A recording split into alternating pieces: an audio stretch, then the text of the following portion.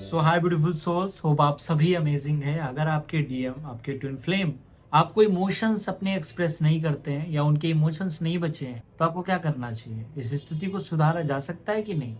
कौन सी स्टेज आपकी चल रही है, इस पे हम बात करने वाले हैं।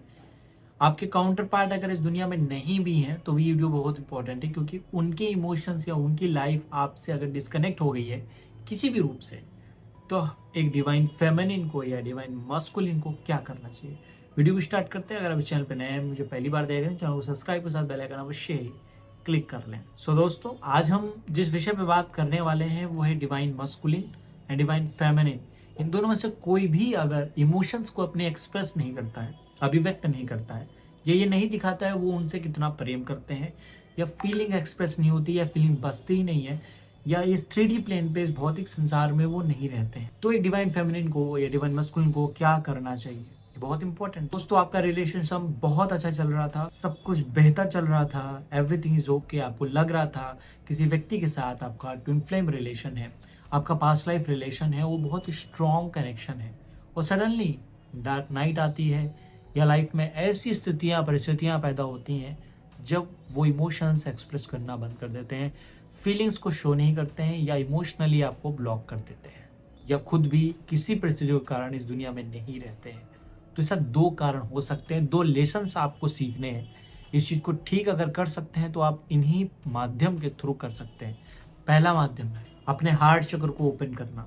अगर आपका रिलेशनशिप बहुत स्ट्रांग रहा है, साथ में रह के बहुत ग्रोथ की है आपने, फिजिकली, इमोशनली, मेंटली, आपने लाइफ में सक्सेस की है, तो आपको याद रखना है, फर्स्ट इंपॉर्टेंट पॉइंट यही है कि अपने हार्ट चक्र को जल्द से जल्द ओपन करिए, उसे बैलेंस करिए, उसे क्लींस करिए।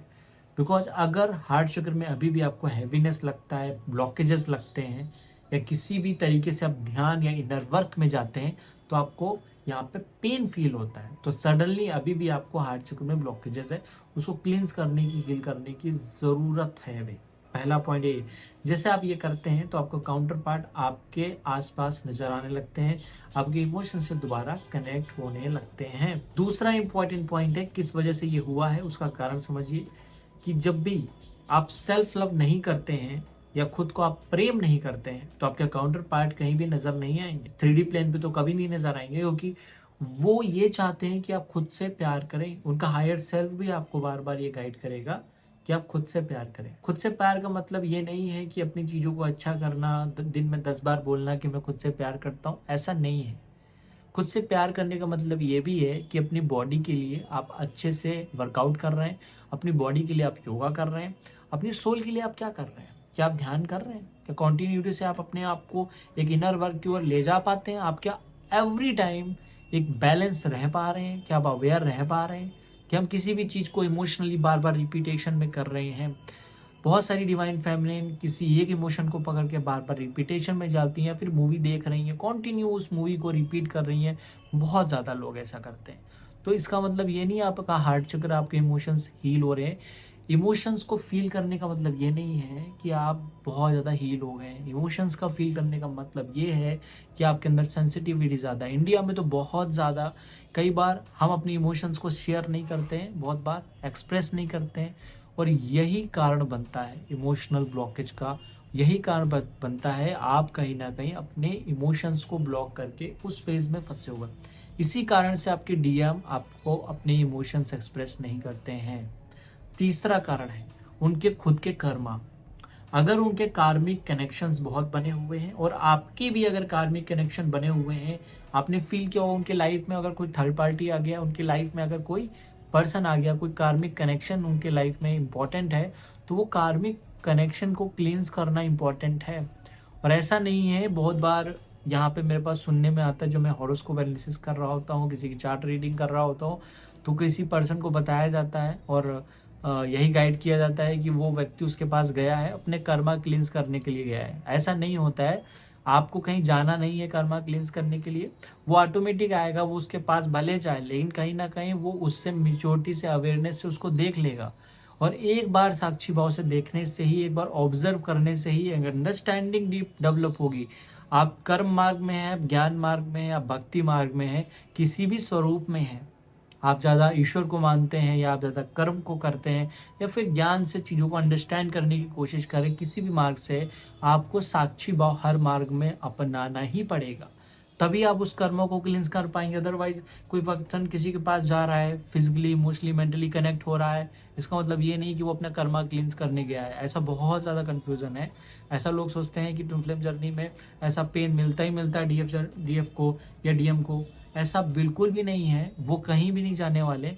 वो बस ये डीप रियलाइजेशन करने के लिए होगा। अगर वो कर्मिक रूप से फंस गए तभी वो जाने वाले हैं, तभी उस फेज में पूरे के पूरे वो उतर जाएंगे, वापस नहीं आते या इमोशंस को एक्सप्रेस करना बंद कर देते हैं।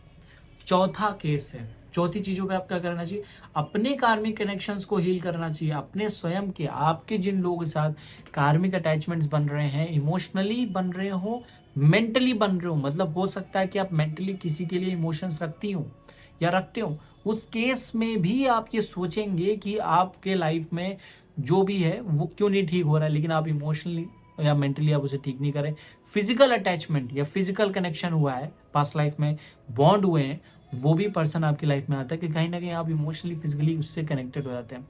स्पिरिचुअल पार्टनर भी आपके लाइफ में अगर आया है तो वो भी आपसे इमोशनली मेंटली अगर कनेक्टेड है तो आपके लाइफ में आएगा। वो आपके भी कर्मा हो सकते हैं। अगर वो पर्सन नहीं आया अभी तो वो रियलाइज कराने के लिए, वो कुछ सिखाने के लिए आएगा। उस पर्टिकुलर टाइम में डीएम के इमोशंस परमानेंटली रुक जाते हैं या वो चले जाते हैं।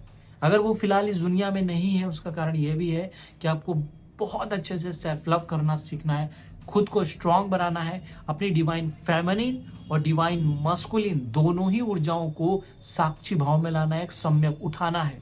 और आपको एक्शंस भी करना सीखना है, आपको प्रैक्टिकल भी रहना है, आपको क्रिटिकल थिंकिंग भी सीखनी है, और आपको दूसरे हाथ में आपको सीखना ये भी है कैसे हम इमोशनल हो सके, अपनी भावनाओं को स्थापित कर सकें, फिर भी आपको बैलेंस रखना है। और ये फुल मून के दिन आपको पता चलेगा, क्योंकि आप जिस भी मनोस्थिति में होंगे, मनोभाव में होंगे, फुल मून वही बाहर लाता है। ऐसा कुछ नहीं है कि आपका प्यार बहुत ज़्यादा स्ट्रांग हो गया है, बहुत ज़्यादा हील हो गया है, तभी आपके काउंटर पार्ट आपको फील कर रहे हैं या आप उन्हें फील कर रहे हैं।